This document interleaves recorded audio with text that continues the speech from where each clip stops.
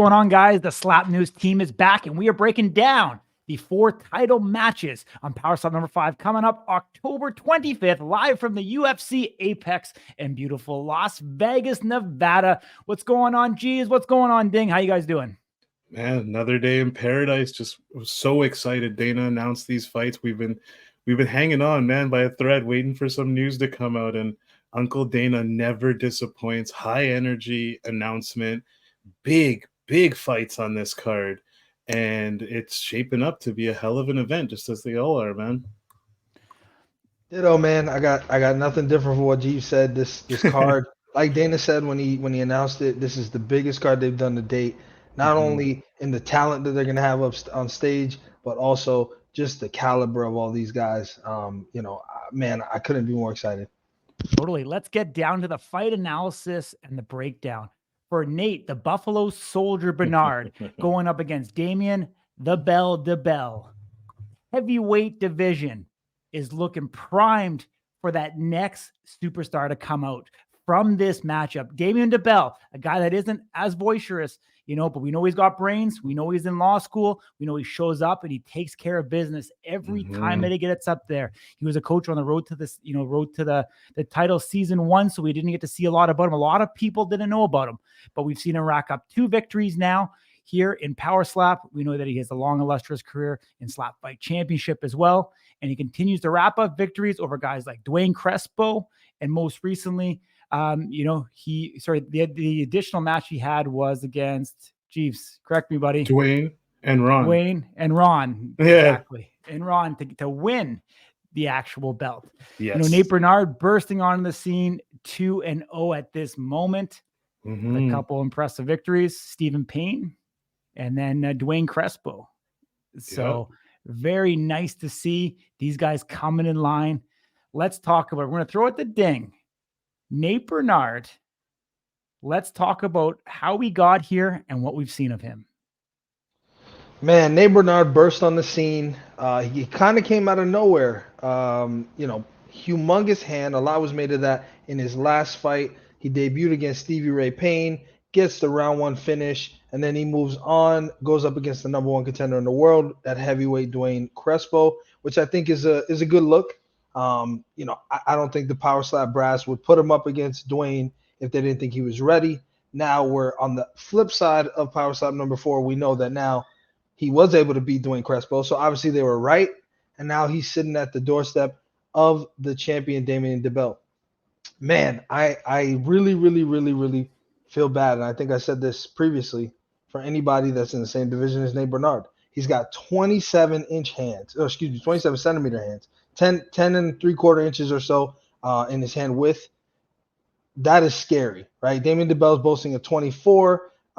Just for comparison's sake, that puts Dwayne Crespo at something like 22. So, I mean, his hand is just massive. And Damien Dibbell doesn't have that big of a head or a face, right? Dwayne Crespo's got a little bit of a bigger head, so more absorption. Damien Dibbell's got a real skinny head from what it looks like. So I'd be interested to see what Nate Bernard's hand looks like on his face.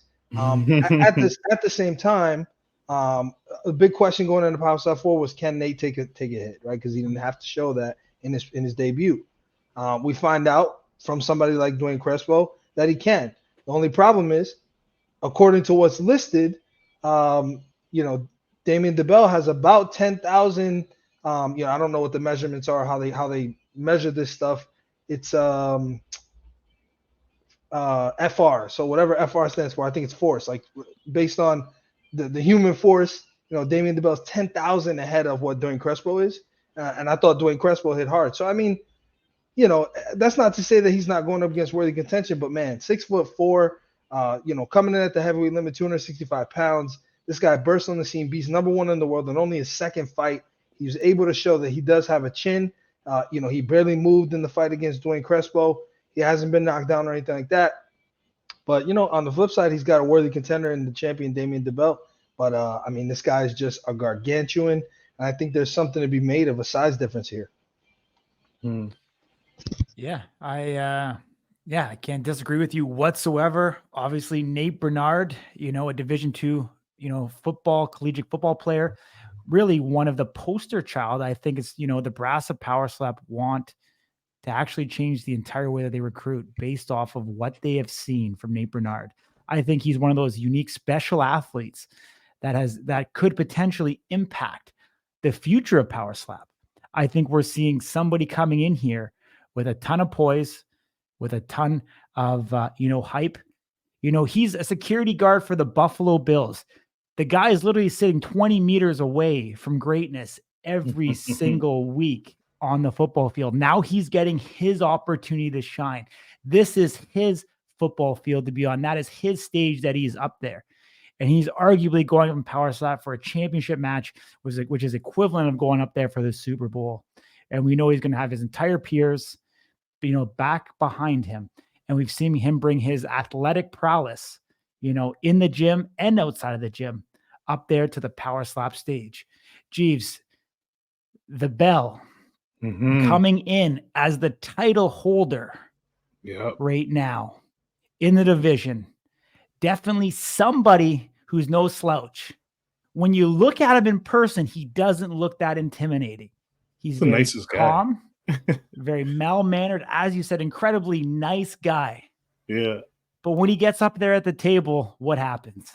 It's different. It is different. We find out why this boy is known as the unringable Bell. Because, man, let's look at both Nate and the Bell. They both fought Dwayne. Okay, for Nate, Dwayne was the reality check. If you guys go back and listen to the Slap Life podcast episode we did with Nate, he says, when he finally took that hit from Dwayne, it was like a reality check. Like, okay, damn, this is what the division has to offer in terms of strikes.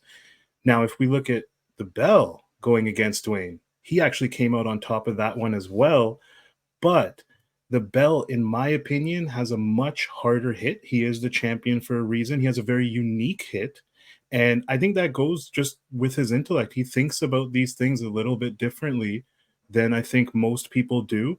And like you said, or like we keep saying, he's the nicest guy ever. But you get him on that stage, and it is business for the Bell. And this is a gentleman who is the champion for a reason. I think he enjoys being champion. And I don't think for a second the Bell is coming into this thinking anything other than I'm walking back out of here with this belt. So for Nate, it has been a little bit of rise from, but he's only had the 2 fights and he's only been struck in one of them. So it's gonna be interesting to see what happened. That the guy that you've both fought, you both won against, but one was a little bit more definitive. It'll be interesting for Nate to see what it's going to be like against a guy like the Bell, who is an actual champion in the heavyweight division. I think these guys actually start, as little ones, almost very same genetic makeup, very same structure.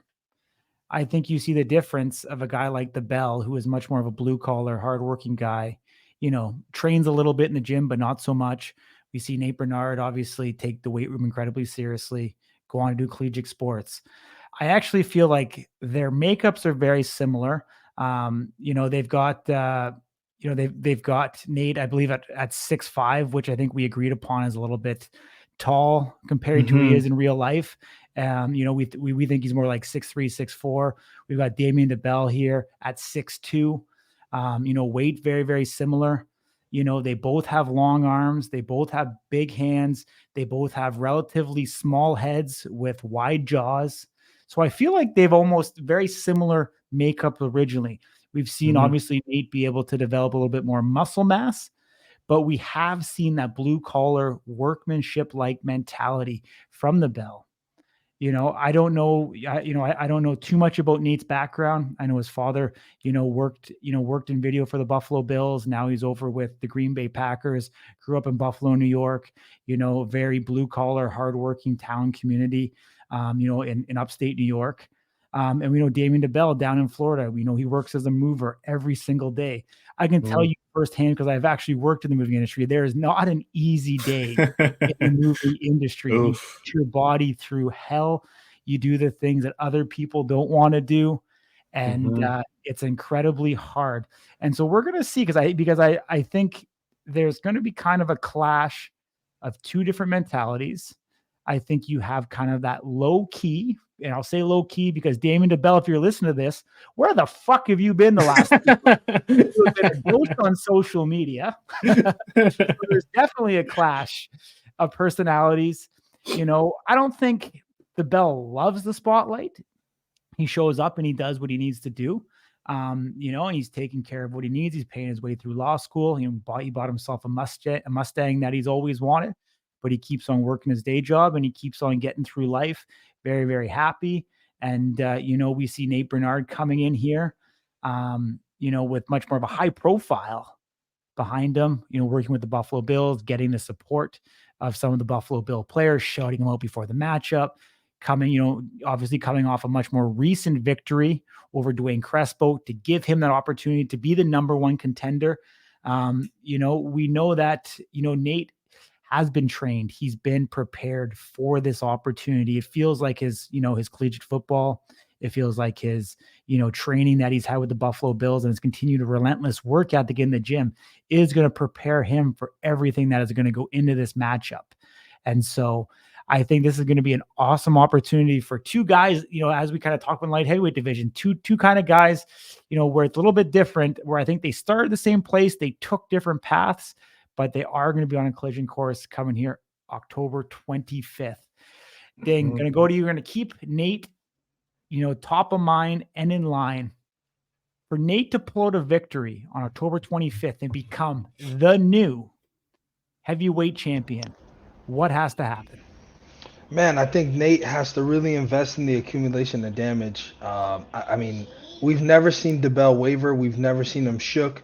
He's taken everything that's been thrown at him over these two fights, even at his young age, and you know, not the largest stature. I think it would be a mistake to go up there and think that he's going to be able to get Dibbell out of there. I think that this is a decision fight at best. I don't think anybody's getting knocked out here. And so if I was Nate, I would focus on strikes that are legal, strikes that are powerful, and I would aim to really hurt him in the championship rounds by, you know, giving him something to think about rounds 1, 2, and 3. In addition to that, I think he should use the hand size to his advantage and make sure that, you know, he's hitting him in the right place. I think a lot of this is going to be experience-based, right? Nate's kind of had the rocket ship. Damien Dibbell's been a coach in the beginning. He's been a coach more recently. He's fought twice. He's been in there for the long rounds. You know, he's got a lot of steam behind him. He's a very powerful striker, as we've seen through the numbers. You know, a considerable amount above Dwayne Crespo. And, you know, I think, to be honest with you, Nate talked about this in his pre-fight for his last fight at Power Slap 4, where he lined up and let his friends slap him. I think he needs to do a little bit more of that, because what he's going to get hit with by somebody like Damien Dibbell is nothing to take lightly. He should absolutely prepare his chin for this endeavor coming up on October 25th. Yeah, I mean, in his first matchup against Stevie Payne, we didn't see him get hit. We've seen him go up against Dwayne Crespo and get hit. How much of a difference and how big do you think it is, the amount of impact and damage that the Bell could do compared to Dwayne Crespo? Because we've seen those two square off and we've seen the outcome of it. How much more power is the Bell going to bring? And do you believe that Nate is going to be able to stand up there, stay composed, and continue on with his game plan? Yeah, I mean, I think it's tough to discount somebody like Damien Dibbell. He's the first person to knock Wolverine down. He's also, you know, he made Wolverine take a few steps back in the earlier rounds. Right before that, knocked down in round 5. And he also knocked Dwayne Crespo out in 2 rounds, something that Nate Burnard wasn't able to do. So I think from a confidence perspective, Nate Bernard's going into this fight knowing that he's got somebody who's very, very powerful. And I think for that reason, he has to invest in his chin. I think that's the only thing that could get him off of his game plan here. If he gets hit with something and he doesn't expect the level of power to be above and beyond what it was when he fought Dwayne Crespo. I mean, we saw it in the first round, right after he gave that first initial strike. Dwayne Crespo remained standing, really didn't move a whole lot. Now it was his turn to dish. We saw Nate brace, and it felt like the minute he got hit, he lost his legs for a millisecond. And then he kind of like paused and looked around, licked his lips, realized he had a little blood coming out because maybe he felt something, you know, maybe he bit his cheek or something. And then he was like, all right, I think I'm doing okay. But I think in that moment, there was a lot of fear and the lack of confidence that I saw that I don't want to see in a fight against the heavyweight champion of the world. And if Nate Bernard's not prepared to get hit the hardest he's ever imagined being hit, I think he'll have a problem. But I would highly suggest that he invests a lot in that chin in the preparation for this matchup. Yeah, I mean, I think you're right on that. We haven't really seen, Damien Dibbell truly get rocked and get off of his game plan. I mean, even all the way back to Slap Fight Championship, we haven't really seen it this entire time. I think for Nate to be successful in this matchup, I think he needs to bring something very unique and different. And I actually think it is going to have to be a KO victory for Nate to be able to pull out this victory. I think he's got to dig very, very deep into his arsenal. He's got to bring his best every time that he's up there. And I think he needs to get a KO victory for this, or obviously a doctor stoppage, which they'll classify as a KO, for him to be able to be successful. Do you guys agree or disagree with that?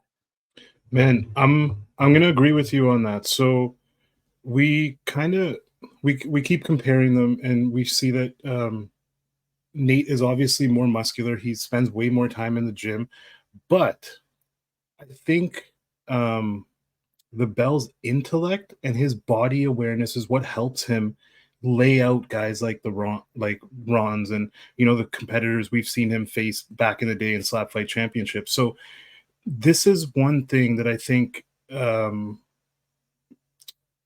sorry guys, I think this is one thing that Nate should be prepared for, is that the Bell knows how to throw his hand to provide the maximum impact. He's not the most muscular guy. He's not a strength training guy, but he knows how to translate that power. And I agree with your point, Corey, circling back, that I don't think Nate is going to be able to stand there and bang with the Bell for a full 5 rounds. But that being said, when we see guys who come in and try to go for the knockout and swing for the fences, we get foul fests. So that's going to be the key here. It's a title fight.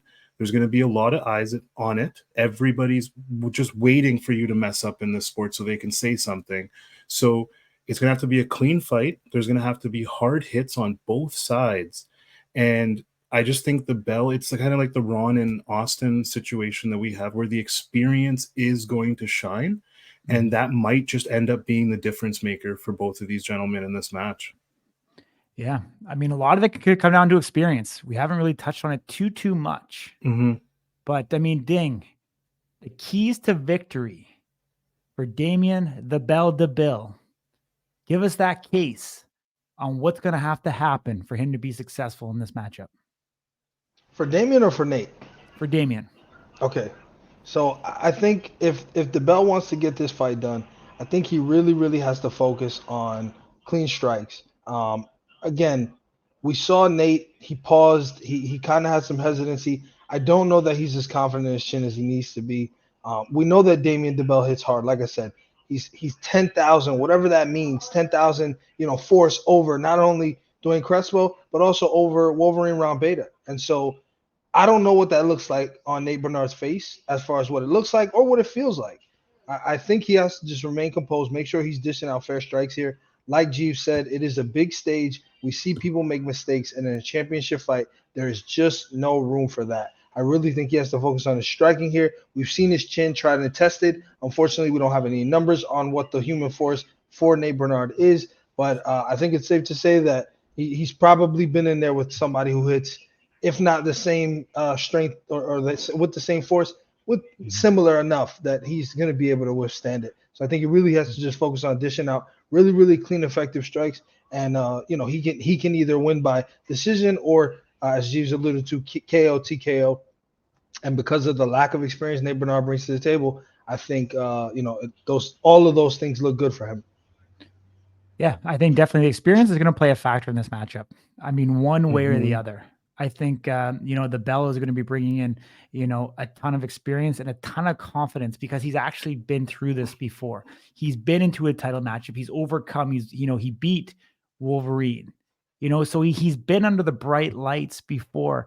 And, will the step up and will the pressure get to Nate Bernard? We don't know yet. this is going to be the biggest opportunity. As I said, this is the Super Bowl of Power Slap, and getting that opportunity, and we know it doesn't come. And I mean, some guys can rise up to the occasion, just natural born leaders and love that spotlight. Others crumble under it, but we know there's going to be more excitement, enthusiasm. We know Dana's going to bring out all of his celebrity friends. We know that they've, really got behind. Actually, both these guys have had, a lot of the star power. They've had a lot of these, YouTubers and stuff like that, social media influencers get behind their side and back them, be able to push their, their star power. And so we're going to see this on full display. In a lot of ways, Damien Dibbell might be the least respected guy of the title holders, because we just haven't seen, one, the big personality, and two, we haven't seen the volume of work within Power Slap, which is asinine to me with the amount of, fights he had, previously to getting into Power Slap. But he didn't have a lot of airtime on the show. And even during fight week, with not having that big personality, I don't think the fans naturally gravitate to him in that same realm. Like, Dibbell strikes me as a guy back in Florida that probably has 5 friends, and it's probably all that he needs. And he has a phenomenal life, very, very happy, self-fulfilling. And so we're going to see him show up there, and we're going to see him show up. We know he's going to show up and bang. I keep talking about Dibbell and his technique, because he has one of the most unique slaps that has a whipping motion. Like, he has incredibly long arms that hang way below his waist.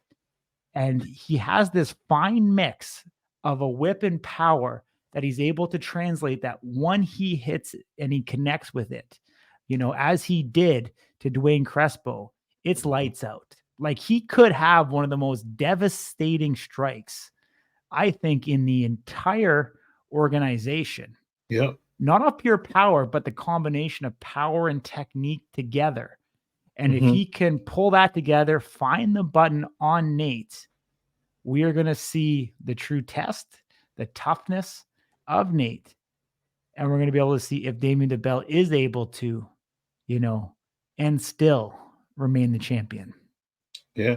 And, I want to say something. Like, I don't think it's that he's discredited or hated on or anything, Dibbell. I just think he's slept on. Okay, so he might not have the body of work within Power Slap that he had previously, but let's look at the matches he's had. It's Dwayne and Ron, and one of them was a contender match, and one of them was a straight-up title match that he won. So taking those into consideration, I think what we see from Dibbell, that quiet reservedness, is actually confidence. I think he knows that he's going to go in there and take care of business. And if that's the case, if that's really how Dibbell moves around, I think that's worrisome for someone that's new coming in, who maybe is like, we don't know with a lot of these guys, is it just a hype train coming in? Is it going to end when they're put under pressure? Like, these are title fights now, right? So to contrast with what you were saying, and to sort of agree with certain of your points, Corey, he is very confident. And I think that's why he is slept on, because maybe he feels like, I don't need to say much. We'll take care of it at the podium, right? So, yeah, that's my take on it. I think it's going to be a great match regardless with these two dudes on October 25th. Yeah, I think something very similar is going to happen in this situation to what happened with Dwayne Crespo and Nate Burnard. Dwayne opened up as the favorite in the actual matchup, and Nate was something like a plus 260. Mm-hmm. And he finished, as like a minus 320 favorite. I could see something very, very similar. I think Vegas is going to open the line on this, and I think Dibbell is going to be the favorite. It's not going to be as big of a spread, but I think you'll see Dibbell be like a minus 120 type of thing. But I think you're going to see is the public sentiment is going to get behind Nate Burnard, and I could very well see this matchup actually flopping, and I could see potentially Nate being a minus 120, minus 140 going into the matchup, with Dibbell potentially being the underdog by the time this match actually starts on October 25th. Dang, I know you're a big guy in the sports betting realm. I know you spend a lot of attention watching that. What do you think of where this line's going to open? Where do you think it's going to end? And where's the smart money? Yeah, I think, like you said, I think that this is going to be a pick'em. I think you'll probably have Dibbell open up as the favorite. Nate Bernard's going to be a small underdog. And I think as we see those strikes materialize, you'll see the needle move. If I had to put my money on anybody, I would take the safe bet with Damien Dibbell. Okay. Over under 2.5 rounds. What do you guys think? Under. I'm going to say over, just because G Yeah. said under. I'm only saying under because this match will have to end under. I don't think. Yeah, let's see how it plays out. I think it needs to end in under 2.5 rounds. If there's going to be a clear definitive winner, if there's going to be a changing of the title, it's going to have to be under 2.5. If the title stays where it is, possibly over. You already said under, man. You can't change it. It's over. It's out there. Yeah. I'm trying to be a journalist, bro. Yeah. Leave me alone. You know, I this What do goes you 2 or think? 3. I think a 2.5 is a very tough line. I think this is done in 2 or 3. I don't know where it's going to go, but I think the accumulation, how big of the blows and the shots are going to be in this one, Mhm. it ends somewhere. It's either second round or third. I really don't see this going into championship rounds. I can't see it. Mhm. No. You mentioned that on our podcast, and I thought about it long and hard after, and I went back and watched some tape of these fights. You're right. There's going to be some big gnarly hits, and yeah, like I said, if there's going to be a title change, it's going to happen in under 2.5 rounds. Mhm. Awesome, boys. Appreciate it as always. Getting caught up with you guys, doing the analysis, doing the breakdown. If you guys are watching this on YouTube, please do a favor, hit that subscribe button, give us a like. And if you want to give us a comment, please let us know. We'll be doing pre-fight interviews for both of these fighters. We'll be there live in Las Vegas. And if you guys want to ask any of the fighters anything, drop us a comment in the comment section below, and we'll do our absolute best to get that into a future episode. Much love, everybody. We'll be back again soon. If you haven't done so already, watch our YouTube channel. You'll see all the breakdowns for the 4 title matches taking place. Power Slap number 5, October 25th, live and free on Rumble from the UFC Apex in Las Vegas.